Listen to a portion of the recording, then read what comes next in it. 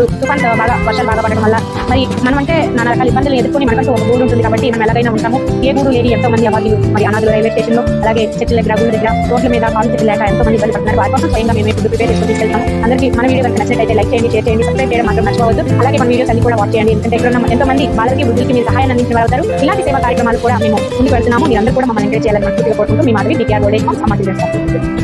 ఎవరు వేసేది చాలా పక్కన